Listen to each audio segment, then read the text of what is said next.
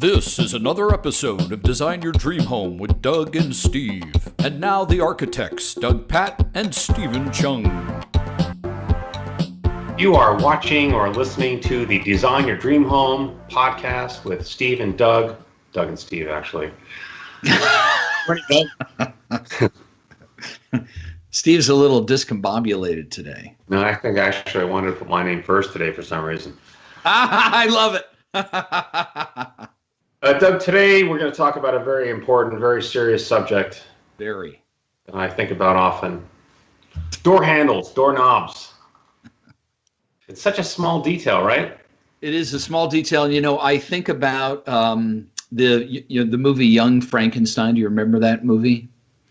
Where are you going? And the nice knockers comment. Oh, okay. Nice knockers. Anyway, I'm going to talk about a door knocker today. But okay. Yes, it's a very important, it's a wonderful detail, and architects love this stuff. So yeah. I'm excited about it. Now, you know why we're joking, but the door handle, even the front door, that's one of the first things that you touch. It may be the first thing that you touch of a building or a house, and it can leave an impact. So it's something that we look at, or I think about, and we both think about. And I'm just sort of joking when I say, "Oh, it's a small detail," when in fact it's something that it matters. It matters. It's often a first impression is what you see, but also what you touch, and it makes a difference. So, today we'll talk about door handles, door pulls, door knobs, all having to do with hardware, let's say. Yes, sir. Right. So I wanted to just mention a quick story and see what you think about it. It has to do with an architect that I like very much, Alvar Aalto, and versus I.M. Pei, an architect that I respect and admire, but maybe I don't like as much as Alvar Aalto for different reasons. And I was really interested. I saw a lecture years ago where someone talked about the door handle or the front door handle or knob between Aalto and Pei. And Aalto says that the front door handle is the handshake to the building. It's a handshake. It's like, welcome to my house. And how should that handshake feel? And in the case of Aalto doing a house in France, a house that I like very much, a private home, the handle has been molded out of metal, like almost by a hand, and then wrapped in leather. So when you grab that handle, it gives. It has a little play to it. It has a little warmth to it. The leather obviously doesn't get super cold or super hot. It just sort of has a comfortable texture to it. And it feels good. It feels like, oh, this is very welcoming kind of door handle. Yeah, I'm Whereas looking at it here. The Pei example was, I think, a bank, and it was like made of a right angle, and it was shiny metal chrome, and in the winter it's very cold, and in the summer it's very hot, and obviously it feels like, I don't know, it looks like a machine part or something. And obviously it looks like the building in a way. It's very orthogonal and rectilinear and shiny and all of that. And it's very cold. And maybe that's good for a bank, I guess. It's cold and impersonal and corporate feeling and all of those kind of negative associations. So it's very important. The front door knob or handle, it's very important. So I don't know if that's my first tip, but I would just say that I just wanted to relay that story about the door handle. So does that count as a tip? It's not a tip really. So that's just the intro. I don't know. I mean, it can count as a tip. It's a great story. I love that. It's the handshake of a building, and then comparing the two architects, thinking about how it feels. You said, it's the first thing you touch in a building, and in a way that's really intimate. Architects, on the other hand, so my first tip is check out the Walter Gropius handle. You've seen the Gropius handle, I'm assuming, in the past.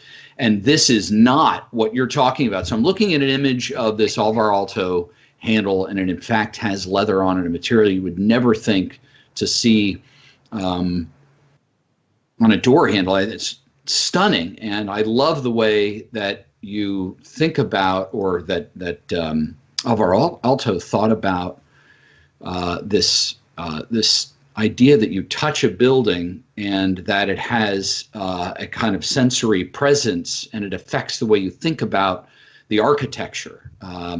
And so the polar opposite of that is my first tip, which is check out the Walter Gropius handle, which is a steel It's a handle that's really designed for architects. So Gropius, if you don't know who he is, was born in 1883. He's an architect, founded the Bauhaus School in Weimar.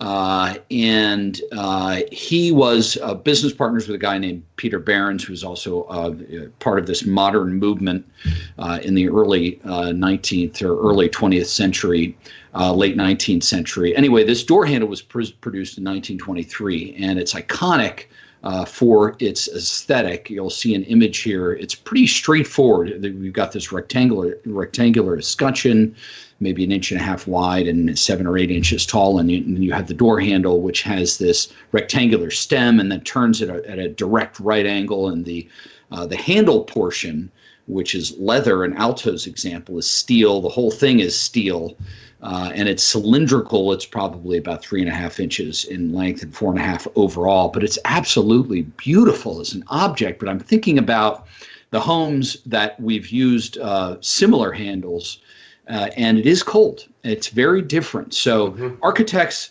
look at an object and we think about design, and at least some of us do first. And then we start to think about, okay, how does it feel and how does it affect your experience of the architecture? And so that's going a step further. And, I always talk about Corbusier because Corbu rethought absolutely everything in architecture. And that's why I love Corbusier, because when you look at his designs, they're dramatically different than anything else that was going on during the modern movement or at that time. Anyway, we use the Gropius handle, a lot of the architecture that we do, just a couple companies that do examples of that, FSB and Nans and Rocky Mountain.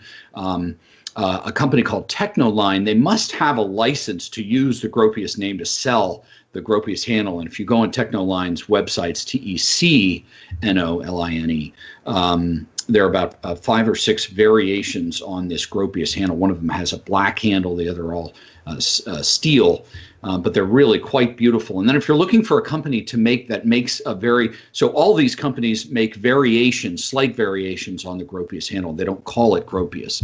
Volley is another really cool company that does a variation on it, and it's like half the price of all of these other companies. So it's a beautiful door handle, but it's, again, a very different way of thinking about what these door handles should be. So that's funny, because my second tip has to do with Volley and Volley.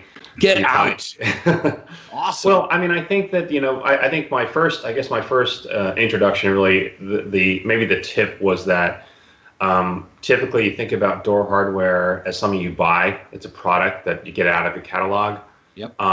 Architects like Oliver Alto and Ian Pei, they were making custom handles. And Stephen Hall is an architect that's contemporary architect right now that actually makes or will fabricate his own handles. And you see more architects doing this. I think when you have the budget, obviously it costs a little bit of money. But if it's, it's one front door, it's something worth considering. The other is if you do have some heroes, some architect heroes, or people that you like, Zaha Hadid or Frank Gehry or Richard Meyer or whatever. Volley and Volley is an Italian company, and they're expert at making handles designed by architects, designers. They have their own line, which is really famous architects, and these are handles that are products that you can buy and you can have them in your own home. So I think in a way, like a lot of people like to get architect design chairs and furnish their home with some of these. It's sort of a kind of a cool thing to have, a couple of iconic pieces in your house that, again, there's a tactile element to it. Certainly you look at it, but you sit in it or somehow interact with it in a way like you do with the door handles. So having a Zaha front door handle can be kind of neat. Obviously it has that kind of, she has a couple of them, but it's very sculptural and a free-form shape, and it looks like her building, so it's kind of neat to have that. So I would just, that's another option. So if one wants to have, let's say if you're an architect kind of fan and you want to have an architect designed handle or element, door handle is an option. So Volley and Volley, Italian company, is something I would recommend looking at. FSB is another one. You mentioned that name. They do the same. God, I wonder, are they the same company somehow or something? But anyway, so I remember them doing also very similar handles by the same famous architect. So maybe, but anyway, it's worth looking at. So Volley and Volley, if you want architect design door handles. Love it.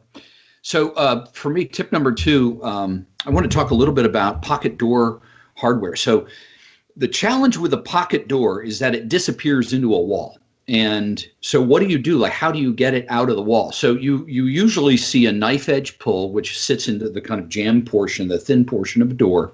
And then once you flick, you pull that out, you can then extract the door from the pocket. And then on either side, many times you're going to see an escutcheon. And that's where the actual pull happens. So there are really three parts typically to a pocketing door pull. And so architects love this because it's a challenge to design something that's elegant and it's just one piece. And so there are a number of companies that have created quite wonderful single part door pulls that fit, that get routed into the door. And so instead of three pieces, they're actually one piece. So the gentleman that I consult for up in Greenwich, Joe Moore, took this design challenge on. I don't remember when it was. I've been working with him for, I think, 15 or 17 years. So let's say it was 10 years ago. And he created this custom door pull, and it's one piece. And so when the thing is, and I'll show an image here, when the thing is pushed into the wall, you can actually reach in with your fingers and grab the edge. So in plan, it's shaped like a T, and it's a very narrow top T portion. So you can grab it, pull it out, and then it's set into the door about 2 inches or so. And then you can operate it on either side the same way. You can both push and pull the door using this single piece of steel. And let's say the thing is, when it's manufactured custom, it's $800, $500, $800, maybe even $1,000, but a really wonderful option. So when I went, so we're doing this water closet for a client, master bathroom, and it's a separate room for the toilet. And so we needed a door pull, and of course I didn't want to use a stock door pull. I looked at Sugatsuni, which I'll show some images here. They make really wonderful options for this. 2 inches, they're about 2 inches wide, and then you can get 4, 8, or 4, 8, 12, and like 20 inches in height. So if you have a super tall door, it looks like an object that's recessed into the door. I really like the Sugatsuni option, and then Tom Kundig did quite a beautiful option as well. And the neat thing about this is, on one side, it's the top portion of this inset custom pull that you use. And then when you're on the other side of the door, it's the bottom portion that actually has the cutout that you use. So I took those two designs, and I'll show you I did a custom door pull for this client. And it's kind of a combination of the Kundig and the Sugatsuni. But the big challenge here is that once that door is pushed all the way into the door jamb, you've got to be able to operate it. So you got to be able to put your fingers in there some way to pull it out. And then, of course, you have to be able to push and pull the door once it's out. So I spent quite a bit of time designing this custom door pull, and we are going to fabricate it. We haven't started making it yet. The metal worker's been doing all kinds of neat stainless steel stuff throughout the house, and so he'll eventually get to that. But some really wonderful options from companies like Sugatsuni, which they look custom, and yet they're standard door pulls that you can buy right off their website. Awesome. I look forward to seeing that. Okay, my second tip has to do with trying to add a level of, let's say, a unique character to something that is maybe generic. So what am I talking about? So like this hotel I'm working on, we don't have a big budget for certain interiors, and we have to have a kind of cabinet, a hallway cabinet that has a refrigerator and a shelf and all of that, and it's pretty straightforward. It's not very exciting. We didn't have a big budget for it, and I said, you know what? Let's do something with a handle. Let me find something. And when we say let me find something, I wanted an artist or somebody to make something very custom, something unique, something you could not buy in a catalog. And so I began to start looking through Etsy and trying to find someone who could make, now let's say 89 little unique pulls. Maybe each one would be really different because they're all be handmade and handcrafted. And there's something about that I feel is missing. So I think last week we talked about this, Doug. I bought this coffee mug from an artist. I went to an open house in the North Shore of Massachusetts, and there was an artist, and basically she was making these coffee mugs, and I really like them. I mean, they look, maybe pretty simple in a way, black, but it's got this kind of white squiggly line in there, and each one is different. Every time she makes one, it's a little bit different than the last, and because of course she handmade this thing and on a wheel, potter wheel. I mean, that's not really a perfect circle. I kind of like that it's a little off, and Yeah. I don't know. Like it just to me, the idea that this thing is just a little bit more handmade. It is handmade, but it has a kind of unique character to it. I mean, I like that quality, and I think often in a lot of things that we have and do, everything is so machine made and mass produced, and something is lost. And with the cabinet that we're doing in the hotel, yes, we have to make 89 of them. We don't have a big budget, so we're making a pretty straightforward cabinet. But I said, let's give it some unique quality. And so for me, it's about going onto a website like Etsy and finding an artist and connecting with them and saying, hey, I want to make something out of like a little leather pull with tassels on it, and I wanted it to feel kind of nice and a funky little thing. And we'll make 89 of them, and each one will be a little different than the last, just because this person is going to make them all, and they're all going to be a little bit different. And I think it's going to give the cabinet a special quality. There is, by the way, another option, and I often look at this. Just it's out of my sort of budget usually, but there's a website called First Dibs, and I've had clients that like that website, First Dibs. It's like rare, hard to find, old antiques, but it's expensive. I mean. And you can find, crazy handle or a crazy little element, and people bid on it. And I think it's kind of neat because you can really find one-off special things, maybe a handle. But I think Etsy for me is nice. I mean, you're in there's so much out there, but if you're willing to take the time, you can give something which is pretty generic a kind of little handmade quality to it. So so consider the pull or handle is something that can give something which is much bigger. A little character. I can't say character. Personality. Because again, it's one of the things you're looking at and interacting with. You're touching the pole, and if it feels like something, you're like, oh, that's different than that typical kitchen hardware. So anyway, it's a second tip for me. Consider the handle as being maybe that one-off, unique art piece, let's say. Love it, man. You and I are on the same page today. So I was looking up this Gropius thing, and I ended up on the First Dibs website, and there's a Gropius handle for sale on that. Two pairs. One of them's $3,000. Right. Unbelievable. So anyway, yeah, I have that. I've pulled up here. So my third tip is check out the door knocker at Durham Cathedral. So there's kind of a funny story. So I'm putting together. I have this Instagram project called Fact a Day. In 2016, I did one fact a day for 365 days, and I was doing a fact about door knockers of all things.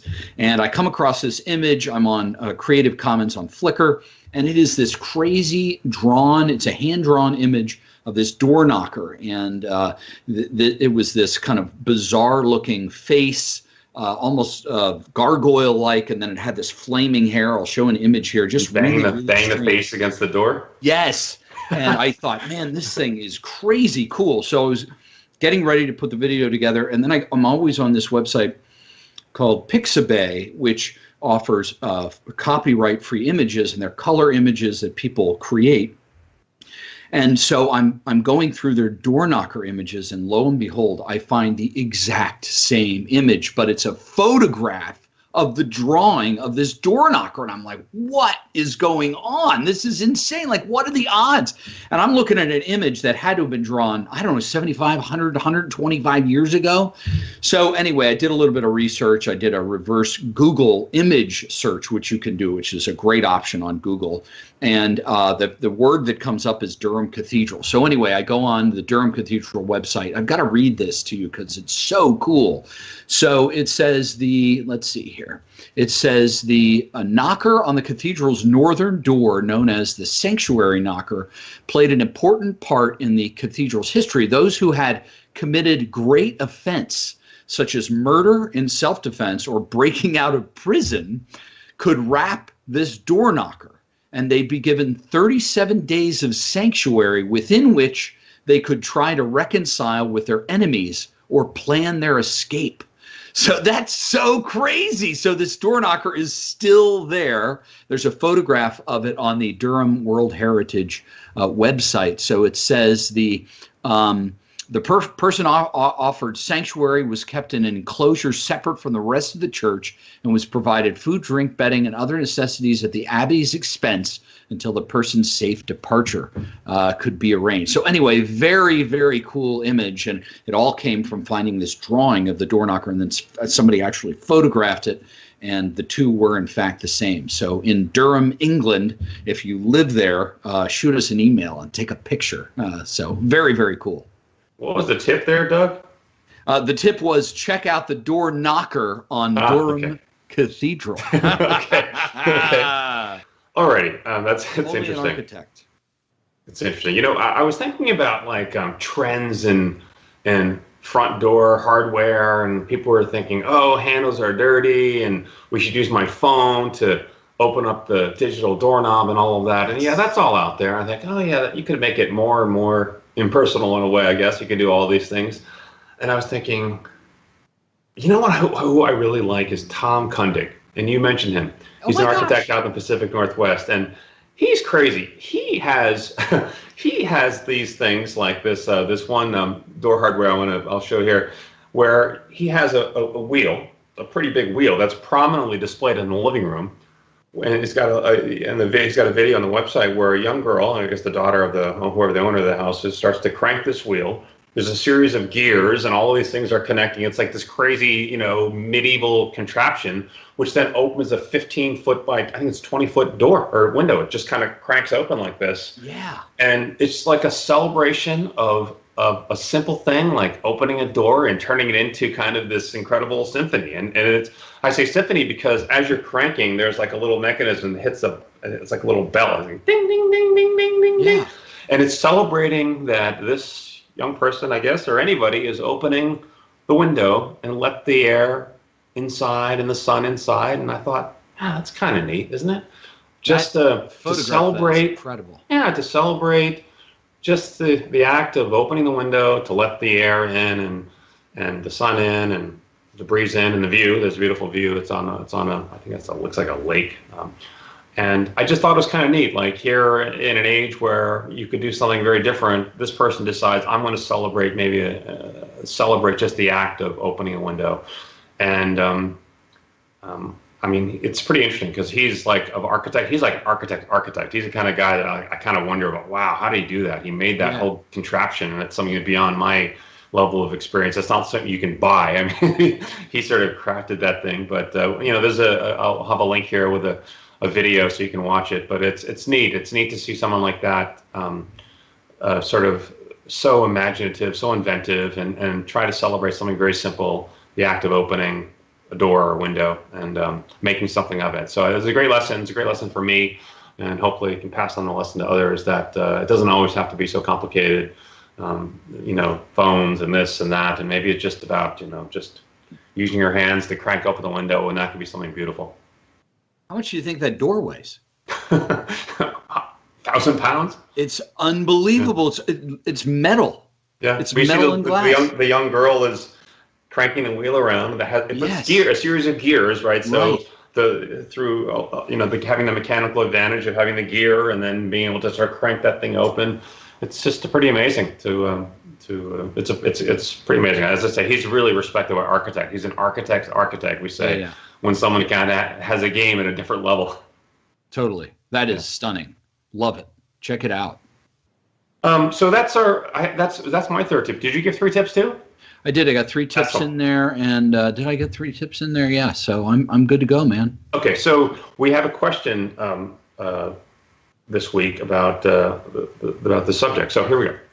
Okay, dear Doug and Steve, we are in the process of redoing our kitchen and wonder about the door handles pulls. I like a minimal look for base cabinets, mostly because I often bump into the projecting handles. So I was thinking about going for touch latch. But for the upper cabinets, I don't have the issue of bumping up against the pulls. Do you think it would look weird to have pulls on the upper cabinets and not on the lowers? So number 1, I would recommend against touch latch. Me too. So they fail. They're annoying. That's just not awesome. But they do work, What I no, I don't think that's an issue at all. If you mix it up, so you got no pulls down below, and if you do like I love these Rajack pulls. You get them in all different heights. They protrude out about an inch. They're about a ½ inch wide. Get them in all different metal finishes. Super beautiful, super clean look. We also do a lot of, which I was going to feature talking about today, these horizontal recesses in the millwork. So you've got a 1-inch recess. It's an opening. You can stick your finger in there, and then the face of the door is actually canted back at a 45-degree angle behind the face of the door, so you can grab it and actually pull the door open. So I'd recommend something like that if your mill worker can make it, if you're going to do custom cabinetry. But no, I don't think there's an issue with doing no pulls up top or no pulls at the bottom and pulls up top. Absolutely do that. There's lots of minimal options out there that you can find to make everything kind of go away or melt together. That's my opinion. It's interesting because they think, as an architect, you think, oh, these guys are so regimented. They probably, whatever you do in the bottom has to be the same on the top. It has to go with the cabinet as well. Some people think, oh, they all have to be white, or they all have to be the same wood. And in fact, I like to mix them. I like mixing top and bottom, and I certainly have no problem with the lowers being recessed or having something that's hand. They make them, as you say. It's not even a custom element where you can have the kind of integrated pull where you can just sort of put your fingers in. It's not projecting out. That works perfectly fine. And up on top, you want to have those crazy Etsy pulls that I was recommending earlier. You can have that or whatever you want. I mean, it's fine. It's interesting because it doesn't sound like in this person, it's not a style thing. It's more about handles that project, and it happens to me too when you're kind of leaning over and you get caught up on something. And right. I find that annoying, but certainly there's plenty of handle options which are recessed. I don't like touch latch because, first of all, if you don't know the kitchen, you don't know where to touch. I mean, you're touching all over the place, and your fingers have oils on them. You're cooking something that you're gonna, whatever material, veneer or whatever it is, it shows, and you start getting these spots all over the cabinet door where you don't want them, and where the pull is made of metal or something, it's meant to be touched, and if it's recessed and you don't see it, then you'll never see those hand markings. And like you with touch latch, they often don't work. They just fail. I don't know. It's not the greatest system. So I definitely don't recommend touch latch, though I like the idea. And then for the uppers, do whatever you want. You want to make some big dramatic pulls or little buttons, or you want to mix those up even, that's fine. I think have some fun with it. I'm complete agreement. Okay. Awesome, Doug. Why don't you take it away here? The subject of door handles or pulls. Yeah, it was great to have everybody. You've been watching or listening to Design Your Dream Home with Doug and Steve. So thanks for joining us, and make sure you shoot us an email and ask us a question, and we'd love to hear your thoughts on the show, and we'll see you next time.